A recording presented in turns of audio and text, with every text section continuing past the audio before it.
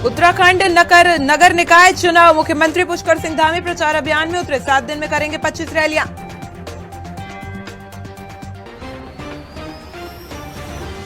ठंड पर भारी आस्था, उत्तरकाशी से हरिद्वार तक स्नान को उमड़े श्रद्धालु।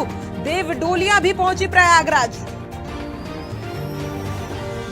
निकाय चुनाव की प्रेक्षकों को दी गई ट्रेनिंग, मतदान और मतगणना के बारे में बताया गया। आचार संहिता का सख्ती से पालन करने के निर्देश। उत्तराखंड में 16 जनवरी से फिर बदलेगा मौसम। 3000 मीटर ऊंचाई वाले पर्वतीय क्षेत्रों में बर्फबारी का असर, मैदानी इलाकों में छाएगा कोहरा।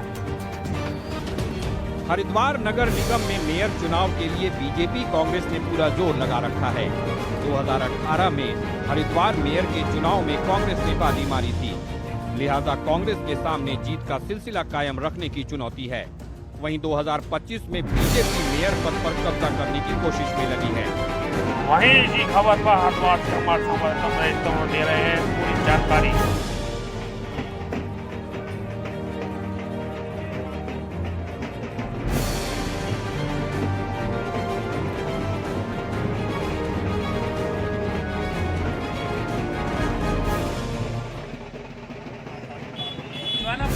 चुनाव को लेकर काफी चर्चाओं में रहता है।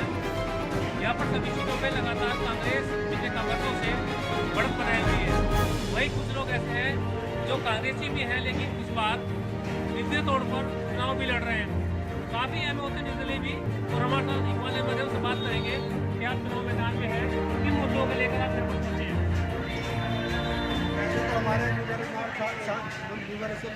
निवर्तमान पार्षद इसरार अहमद जी ने काफ़ी काम कराया हमारे वार्ड में, मगर इसी को मद्देनजर रखते हुए पार्टी ने किसी विरोध के चलते जो कि कुछ काम उन्होंने नहीं करा, मेयर ने उन्होंने पूछ लिया उनसे कि मेयर ज्वालापुर ने तुम्हें जिताया, मगर आपने ज्वालापुर का पूरा विकास नहीं किया। ज्वालापुर में पानी भरने की समस्या बहुत अहम है, सीवर की समस्या बहुत अहम है। ये मूलभूत समस्याएं हैं जिनको पूर्व मेयर ने इसको सही तरीके से नहीं निभाया है, नहीं किया है पूरा। इस वजह से हमारे जो इसरार भाई हैं, जो हमारे पूर्व पार्षद भी हैं, उन्होंने मेयर की थोड़ी हालत से सवाल किए और इस वजह से उनका टिकट भी काटा और यहाँ की मूलभूत समस्याओं के लिए जोरदार आवाज़ उठाई नगर निगम ने। बिल्कुल, देखिए आपको बता दें कि इस ज्वालापुर से दो बड़े बड़े कांग्रेसी कांग्रेस से अलग रहे कांग्रेसी वो भी जितने चुनाव लड़ रहे हैं हमारे साथ उसकी बात करेंगे। क्या बात रही है क्या कांग्रेस क्या खबर रही कि आप नाराज हो गए और आपके साथ में वाले चुनाव लड़ रहे हैं? इसलिए चुनाव लड़ रहे हैं, कांग्रेस से नाराज होने का मतलब सिर्फ इतना है कि वहाँ सच बोलना आदमी को अकड़ता है। हमारे यहाँ जो नेता हैं, जितने भी नेता हैं, वो असल में उनकी जो सोच है वो आरएसएस सोच है। मेरा सवाल ये था, मैं ये हमेशा ये कहता रहा कांग्रेस के अंदर कि आप लोगों ने इतनी गुटबाजी फैला रखी है, गुटबाजी के होते आप कैसे आके सर्वाइव करेंगे कांग्रेस को। और हमारी जो मेयर थी, मेयर ने ऐसा कौन सा काम, ऐसी कौन सी उपलब्धि जिसके बलबूते हम जाके जनता में वोट मांग सकते हो, तो वो मैं चाहता हूँ कि उस बारे में लोग बाग यहाँ बताएं। तो उसके बेस पे मेरा टिकट काट दिया गया। चलो टिकट काटना कोई बात नहीं, अगर मुझे चुनाव लड़ना होता तो मैं निर्दलीय चुनाव लड़ लेता, जनता का समर्थन होता, मैं जीत जाता, जनता का समर्थन हमारे साथ है, जीतना तय था।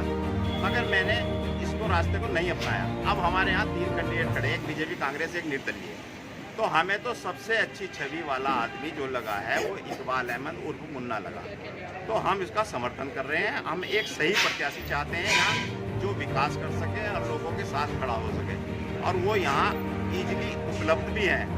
और उनका पहले से ही समाज सेवी रहे हैं, कांग्रेस के साथ रहे हैं, अमरीश पुरी के साथ रहे हैं सब। उनका पहले भी उनकी वाइफ यहाँ सभासद रह चुकी है, तो उनको वार्ड में कोई पहचान की जरूरत नहीं है, उनको सभी पहचानते हैं।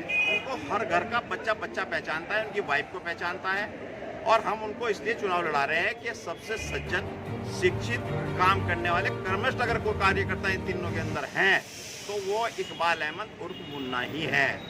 और जनता का पूर्ण समर्थन उनके साथ है। और आप देख लेना, आने वाली 25 तारीख को निश्चित तौर पर केतली के निशान पर लोग मोड़ लगाकर 23 तारीख को 25 तारीख को जो निर्णय आएगा वो 100% इकबाल उल मुन्ना के फेवर में ही आएगा। बात करें कांग्रेस को कितना नुकसान यहाँ से होने जा रहा है? कांग्रेस को इतना बड़ा नुकसान होगा, मैं आपको अभी ये बात बता रहा हूँ कि आसपास की जितनी भी सीटें हैं सारी कांग्रेस हार रही है और वो सारी की सारी निर्दलियों पे ही जाएंगी, चाहे वो इधर 38 वार्ड की सीट हो, चाहे वो 42 वार्ड की सीट हो, ये सारी की सारी कांग्रेस हारेगी। और उन्होंने सबसे, चाहे वो 40 वार्ड की सीट हो, जहाँ जहाँ कांग्रेस के प्रत्याशी लड़ रहे हैं वो बिल्कुल हार के कगार पे पहुँच गए हैं। आज उनकी हालात इतने ख़राब हैं कि कुछ प्रत्याशी तो पुलिस तक का सहारा लेने को लग गए हैं। उनको पता चल रहा है कि हम हार रहे हैं। कुछ प्रत्याशी ऐसे हैं कि अपने पावर का इस्तेमाल कर रहे हैं, उनको लग रहा है जनता को बरगलाने का, धमकाने का तक का काम कर रहे हैं। मेरे साथ भी एक ऐसे हादसा हुआ मगर वो निमट गया, मैं उसका जिक्र नहीं यहाँ करना चाहता।